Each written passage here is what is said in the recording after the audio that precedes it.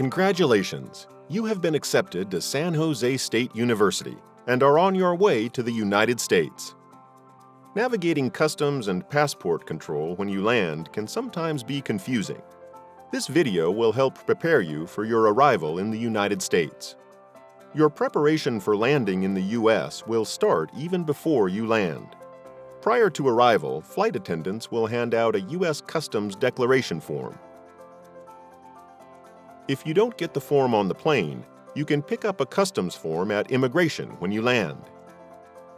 On arrival, follow the signs to immigration. At immigration, you will be directed to the line for non-U.S. citizens. Take the time to fill out your U.S. Customs form and prepare the additional documents you will need to share with a Customs and Border Protection or CBP officer. These documents are a valid passport with an expiration date that covers your studies in the U.S., a completed U.S. Customs form, your I-20 signed by a designated school official or DSO, the admission and acceptance letters from the university, your I-901 SEVIS fee payment receipt, proof of financial support to cover your education, a copy of past transcripts from previous educational institutions, the name and contact info of the DSO at the university you will attend, an emergency university phone number for non-business hours, an address of where you will stay in the U.S., and finally, keep your GRE and TOEFL score reports available, though these are not required. Present the following documents to the CBP officer: your I-20, your U.S. Customs form, and your passport. When you step up to the counter with the CBP officer, hand over your documents and wait. The CBP officer will review your documents and will ask you questions about your reasons for coming to the United States. Keep your answers short and to the point. Always answer the questions directly and truthfully.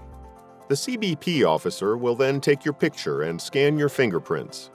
After completion of fingerprinting, the CBP officer will stamp your passport with the date of the admission, along with the visa class and the duration of status, or DS.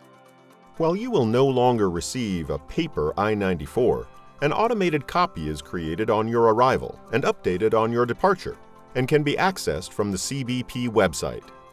Make sure you check all the information on your electronic I-94 and let the DSO know if there are any errors so that they can contact deferred inspections on your behalf and get the information corrected. You will need a copy of your most recent I-94 for the document upload process. While interviewing, if the CBP officer cannot verify some of your information, you can be sent to a secondary inspection area where you will answer additional questions. Once admitted, your next stop is baggage claim. If you have a connecting flight, pick up your luggage in baggage claim at your first point of entry into the United States. Once you pass customs, you will need to recheck it with the airline. The luggage will need to be checked and screened by the Transportation Security Administration officers, or TSA, before you board your next flight. Check the monitors for gate information for your connection. If you have nothing to declare, then proceed to the green Nothing to Declare lane. You will turn in your customs form to an officer before exiting the customs area. CBP officers may choose to get a second look at your luggage.